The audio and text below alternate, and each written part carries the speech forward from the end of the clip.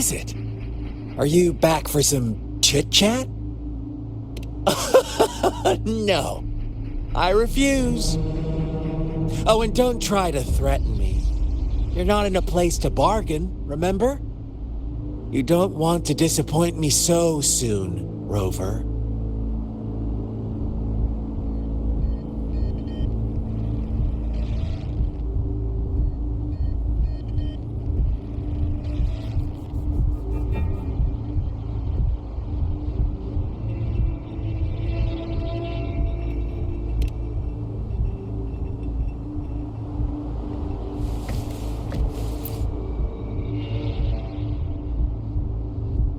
Huh? What is it? I see. So, you want to cheat, huh? A clever move, unbound by convention. I like it. But I'm not telling you more. Not yet. Wouldn't want our first conversation to become a boring exchange of words, just parroting each other's lines. You don't want to disappoint me so soon, Rover.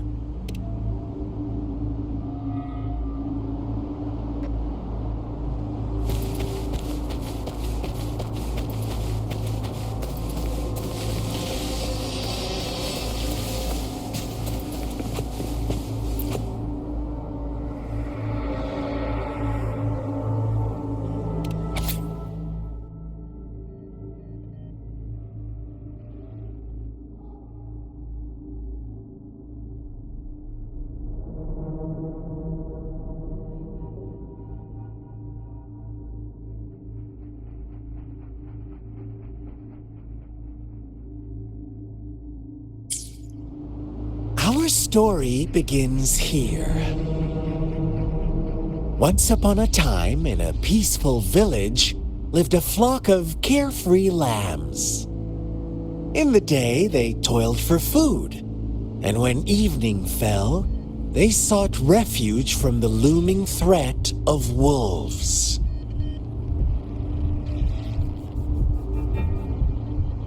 Fables. Stories told and retold through the ages. The ancient art of conveying hidden truths through fiction. But they always draw from real life, don't they?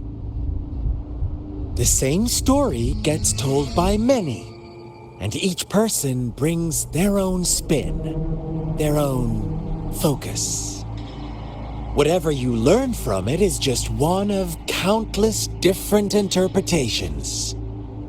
Like us now, caught in a carefully crafted plotline, a scheme I had no hand in. This village marks the beginning of my story with Jinzhou. So that magistrate led you here to meet me. Such a clever move on her part.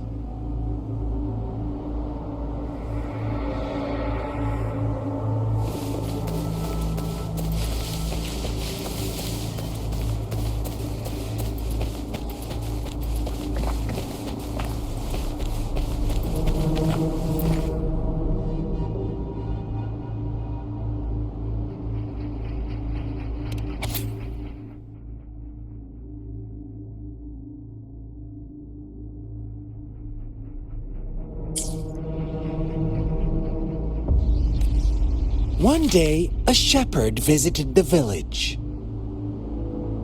The shepherd brought them promises of abundance and protection. The lambs, drawn in by his words, soon lived in comfort and security. Nope, quite the opposite. The shepherd's arrival is only the beginning. With a wave of his hand, the shepherd could grant their every wish. His flock obeyed, bowing their heads, pleading for better food and shelter. They no longer had to struggle for survival, as their once meager lives were replaced with endless luxury. The flock worshipped their shepherd-turned-god, praising him and holding him in the highest regard. What's wrong? Does my story make you uncomfortable? Imagine you were one of those lambs, facing irresistible temptation and pressure from your peers. Wouldn't you bow down and beg for food from your master? Oh, so we agree already. You are right, but the world we live in falls short of our ideals. The shepherd still reigns, and the lambs have grown complacent. It's up to the two of us to make that ideal world a reality.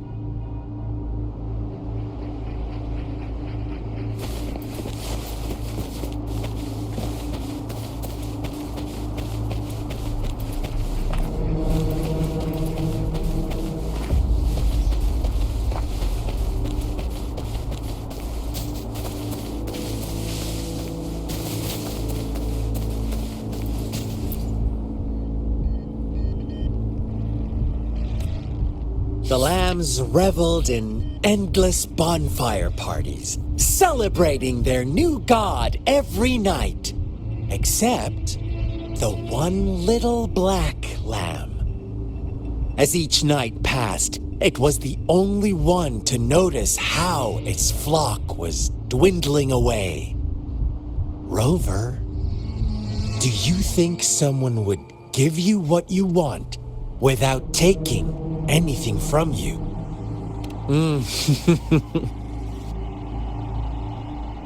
I once believed that too. Thought as long as I paid a high enough price, I could get my desired outcome. But true equality is scarce, always has been. The world was never a fair place, wouldn't you agree?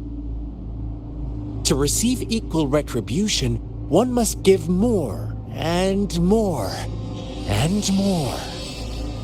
When every wish comes with a hefty price, people weigh their options carefully. But when they can make someone else bear the price, they all rush to make more wishes. They don't consider they too may one day pay for another's selfish desire. Funny, isn't it?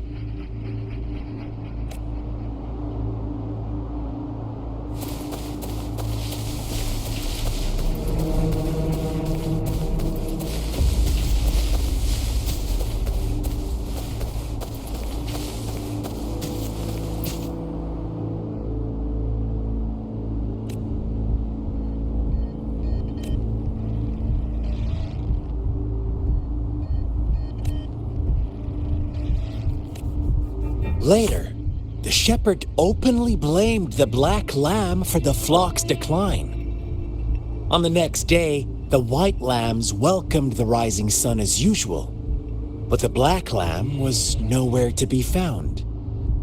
The shepherd introduced an unspoken rule to this village, one that our black lamb violated by telling the truth. Suddenly, the once doting god stopped fulfilling wishes because no more sacrifices were being made. After witnessing the black lamb's actions and hearing from their almighty shepherd, what do you suppose the white lambs did? Ah, those oblivious lambs. Little did they know the most fearsome demon was right under their noses.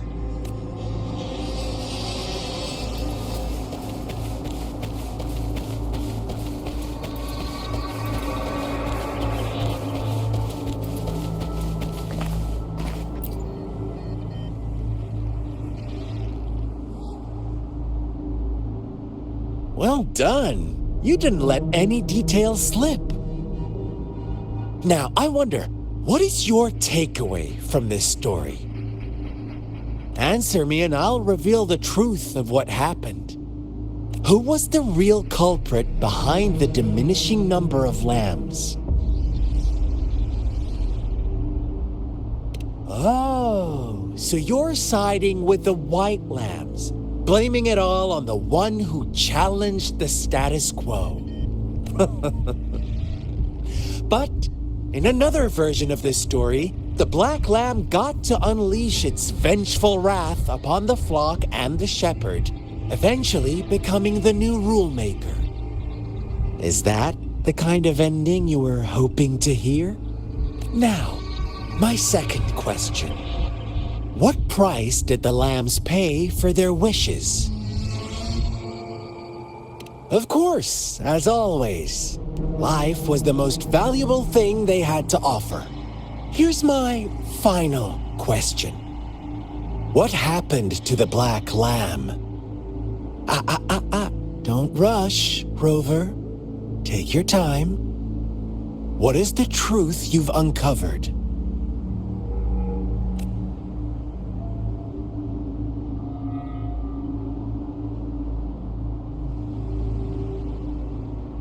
The shepherd was granting wishes by sacrificing the lives of lambs. The flock never found out about it. Someone came to their rescue, and they all made it out alive. Really? Oh, you're such a good little lamb. So innocent, so sweet. Do you really believe a hero would show up and save the day?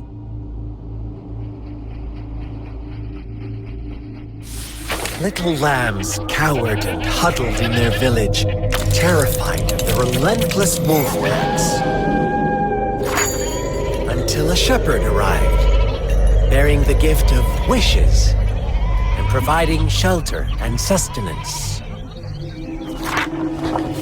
Slowly, the shepherd gained control over the flock, and the lambs lived contented lives. But this is not the end of our story. The shepherd found the solitary black lamb in his flock and offered to grant any wish it desired. In exchange, he wanted one of its companions as a sacrifice. The black lamb refused, and it was shunned by its flock, left without shelter or sustenance. After the black lamb's exile, more lambs continued to vanish. The shepherd then blamed the black lamb for breaking the rules and withheld his wish-granting power as punishment.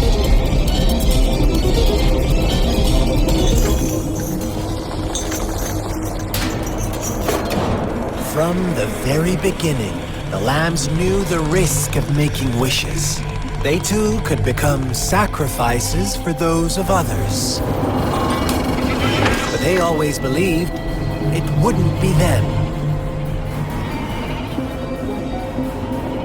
Meanwhile, some lambs reasoned that since they had already risked being sacrificed for someone else's wish, it was then only fair to pass on that risk for a chance at fulfilling their own desires. And so they continued to play the game. They all knew the consequences, but chose to remain silent. Fearful, yet greedy, they followed the shepherd's orders and made wishes again and again, until one day, a brave black lamb spoke up, shattering the flock's facade, their illusion of a peaceful and happy life.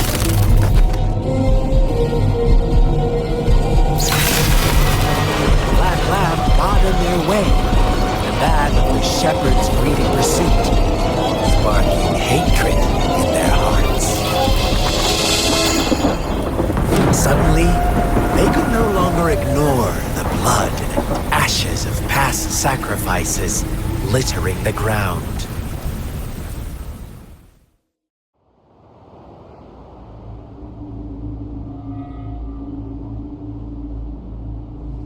How do you like my story, Rover? What really happened here? I suppose you already have it figured out? The black lamb who rebelled against the rules, and the white lambs who succumbed to their greed. the innocent maiden sacrificed, and the villagers who turned on each other in a ruthless frenzy. They had it coming.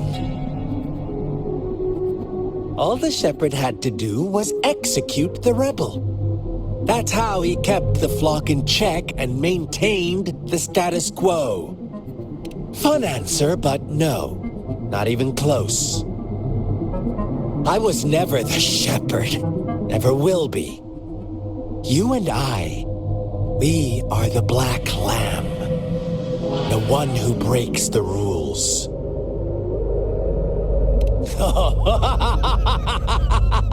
Interesting, Rover.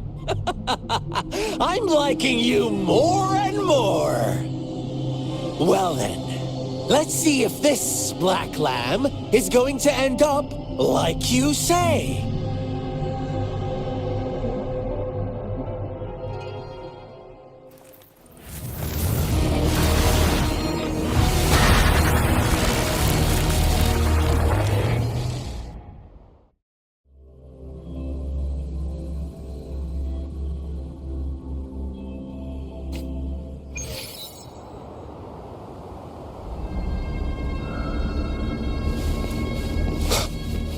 Welcome to the realm of endless chaos. Now is your time to think, Rover.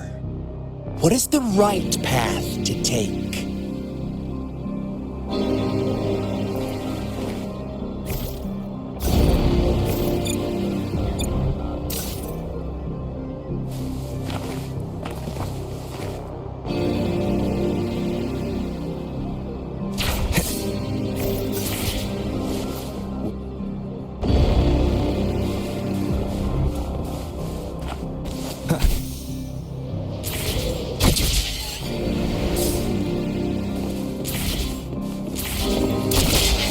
Oh, you found us already.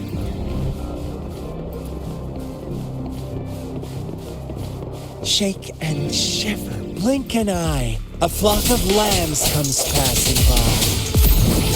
Fleece and white, black and red. Who's the sweet? Watch out, my dear. Your pioneers are lying at your feet. Don't look back. Join them on this right. Don't rush. One slip and you'll shatter to pieces.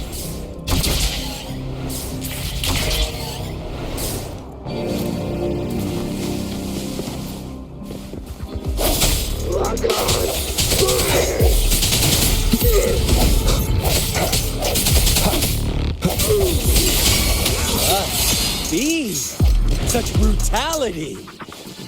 Can't you see? We are kindred spirits after all. Shh, don't be...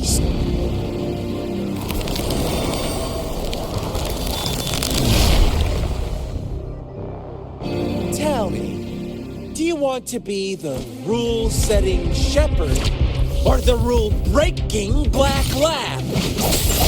If a sane person manages to survive in a realm of lunatics, would you call them the last one of reason? Or the sole apostle?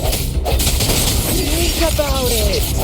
The shepherd is not the preordained embodiment of truth. Once he is gone for good, the Black Lamb can reclaim the trust of its herd.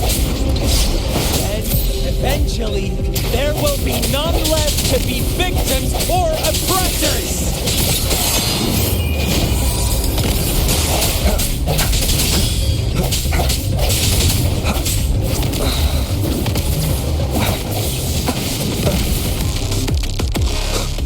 I see you. Such a pesky girl.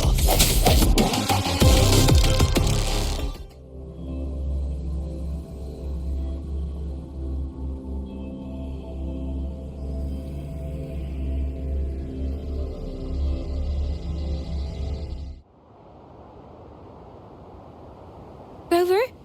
Rover!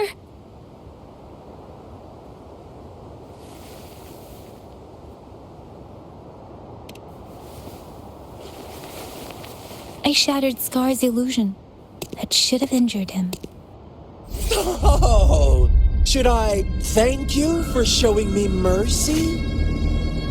Stay away from him!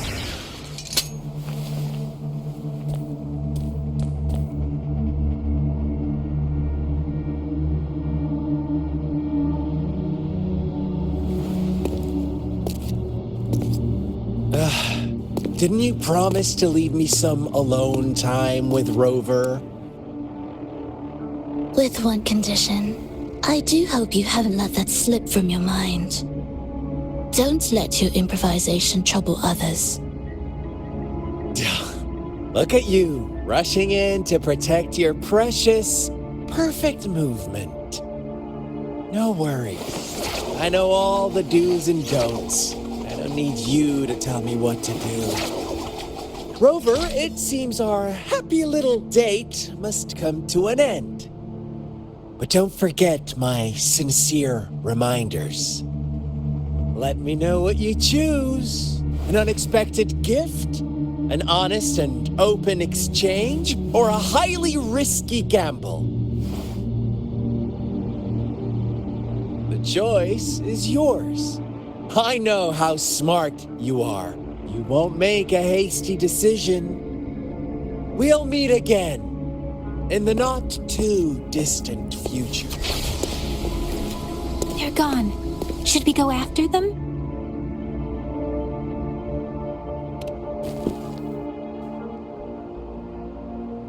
Scar's resonance abilities appear to involve teleportation and the manipulation of space.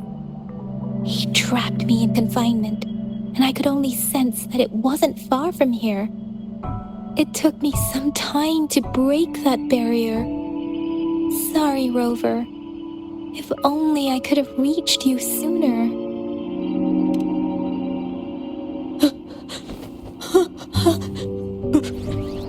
Brother. Why are you here, little one? I've never seen any tacit discord display such vivid emotions. The brother had mentioned. Could it be? Yes, that is a possibility, since Scar had been here before. Let's talk about it later. Rover, can you fill me in on what happened? It seems all the tragedies in Txue village were linked to that ritual. Making up stories based on real life to support his twisted beliefs? That does sound like something he might do. We cannot take his words for granted. Now, we must locate where the ritual took place and see for ourselves.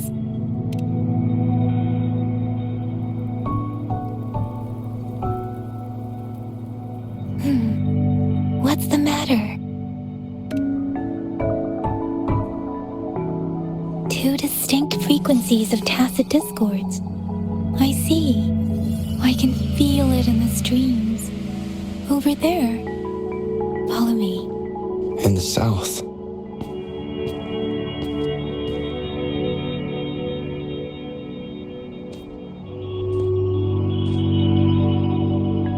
They are unharmed. Please rest assured. As you anticipated, Scar did not try to kill them. Yes, I stayed out of it like you asked.